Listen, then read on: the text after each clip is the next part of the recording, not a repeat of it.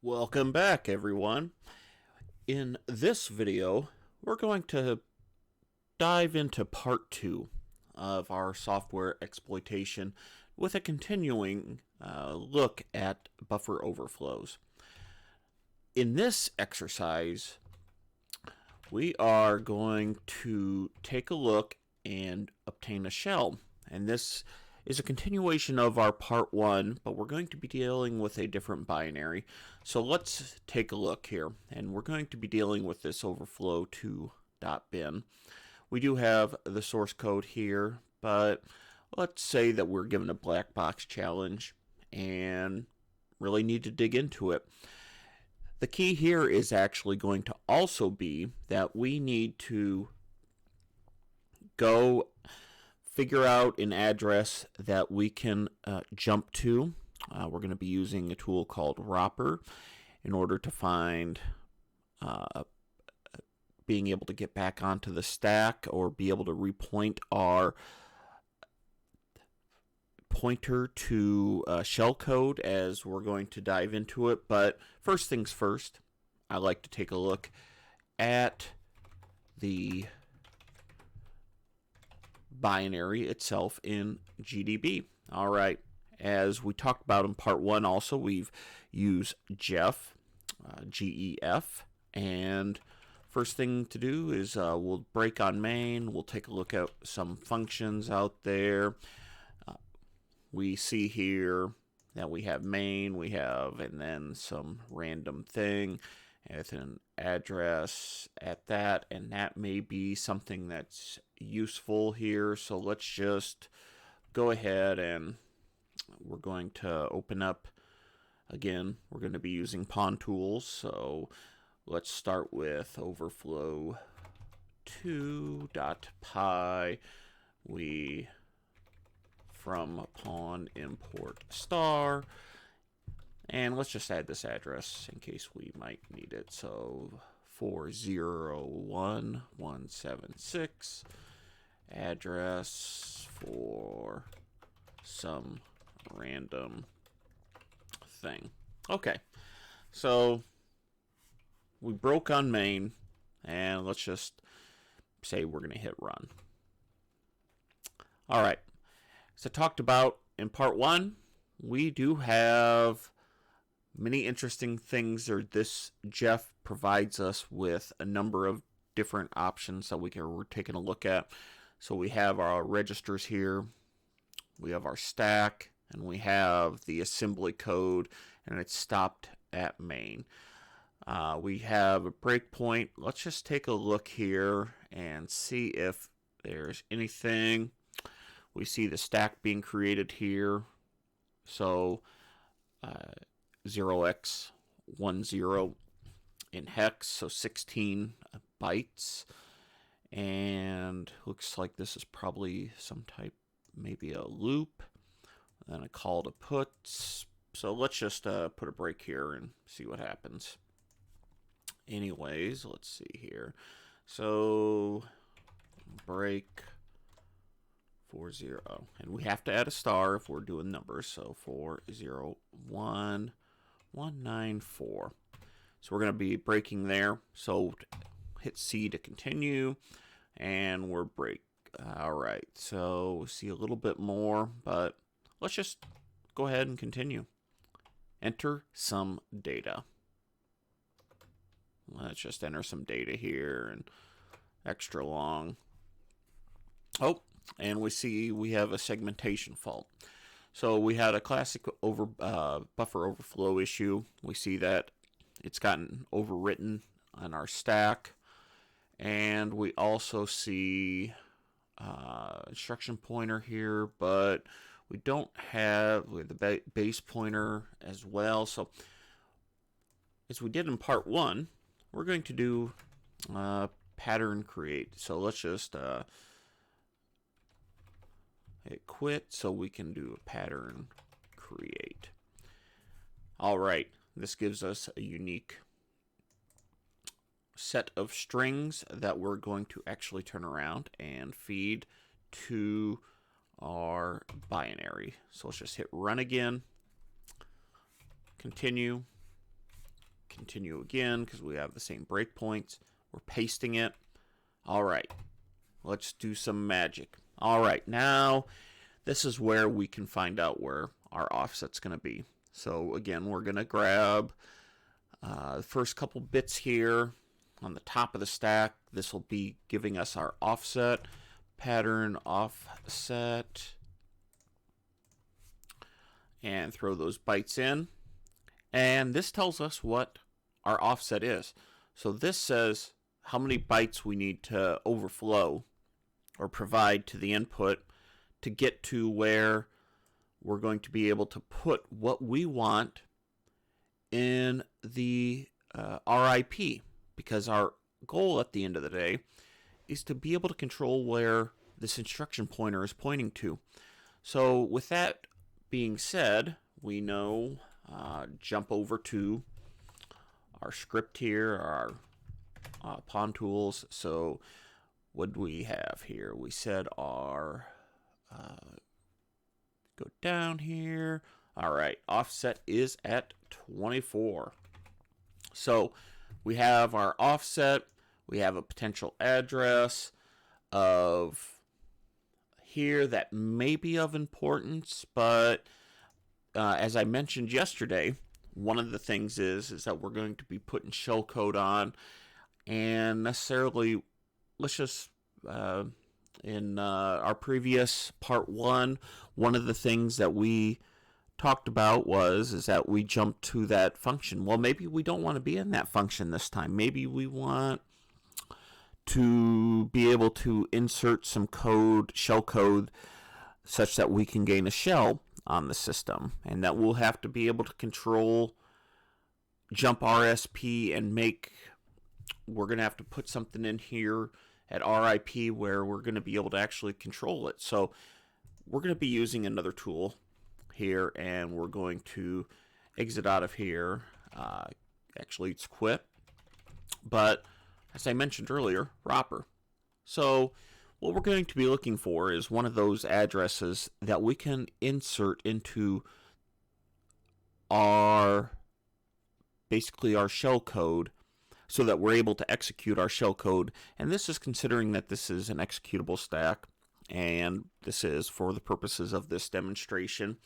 But let's just jump into what I'm talking about here. So Ropper, and I believe it was overflow 2.bin. All right, what this is showing us, and this is a super handy tool, is basically all the number of different instructions that you could potentially maneuver, manipulate, add in. And this is something that we're going to be digging deeper into a little bit later on in our series. But for the purposes of this tutorial, the instruction that we're looking for is this jump RSP at 401181. Why are we looking at that one? Well, it's important because we want to feed that one onto the stack, or into RIP, so that this will then execute and pop what is going to be our shell code into getting executed. So it's going to be pointing, basically causing this instruction to execute, which tells, hey, we need to jump to the stack pointer, and the stack pointer will be pointing at our shellcode. So we have some additional information here, and actually for the purposes of this, we're not going to be needing it for this, but it's something that you'll potentially want to keep your eye on, and something that we just take a look at. We're writing down because we don't know. But all right, so jump RSP equals 0x, and we said it's 401181. All right, so we have our offset, and we have our jump RSP from our Ropper. Now we are going to do some shell code, and Pawn Tools has an excellent tool where we can generate basically custom shellcode. It's something akin to MSF Venom, that type of shellcode generation, but for the purposes of this, and we can do some context architecture. That's something that we can talk about, but for the purposes of this one, I'm just going to go ahead and write something in here. It's something that we just can potentially do because it gives some variable information to the system.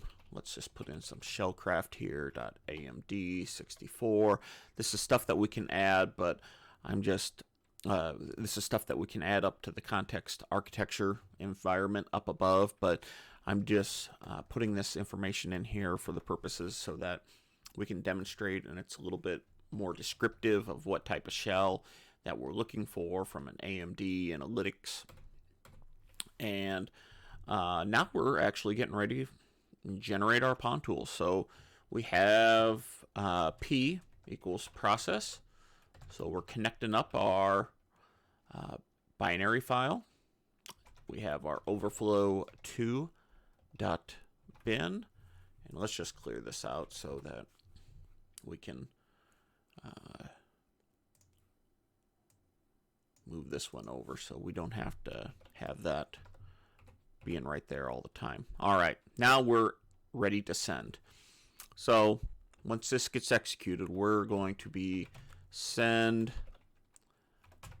We want to put the B in front because we want to have it interpreted as bytes, because with Python 3, of course, we are cognizant that things got changed, and so there's different types of bytes and all that different fun stuff. Remember, we're changing, we have our offset up here, which is 24. So we're sending in 24 A's to get us right up to where the RIP address will be overwritten. Part 1, we talked about the Packer 64, but basically it's converting the number that we need to. So this one's going to be our jump RSP address right up above here. So that's going to say RIP, this is the address that you're going to jump to, and when that gets put into that opcode is going to be seen then, and it's going to then jump RSP, and jump RSP is going to be our shellcode. So our shellcode is going to be on the top there, and since I didn't do send line, I'll just do add that new character here. Now we'll add in P interactive. Now what should happen is when we execute this, we'll be getting a shell. And let's see here, save modified buffer, overflow.py. All right. I think I put it as overflow.py. Okay, so clear things up here just so that we have overflow. All right. Moment of anticipation, we should be getting a shell based upon that binary. So let's hit enter and see where we go. And we have a little bit of an issue here. So let's actually go back and see what sometimes this is what the issue is. Let's see. We have can't multiply sequence of non-int. Oh, got it here. Let's just go in and we got to go back, and we're going to go ahead and got bytes is correct. So let's do a send line instead.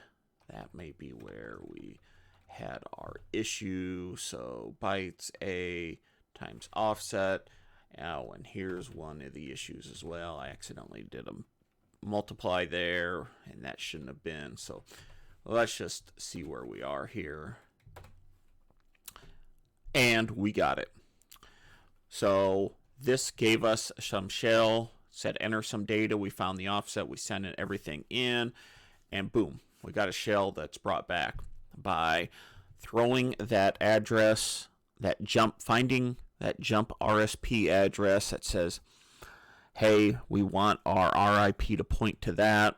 so that we can get a code execution of what we want, because hey, necessarily you're not going to have a function that has going to be providing you a shell or anything along those lines in your code. So you're going to have to maybe mix and match codes, and we're going to be discussing how we can actually get shell potentially on one of these when we can't throw our shellcode onto the stack, and because sometimes it's non-executable, and so we're going to have to be doing some egg hunting and along the lines in this series. But again, if you enjoyed this, please hit like and subscribe. I truly do appreciate it.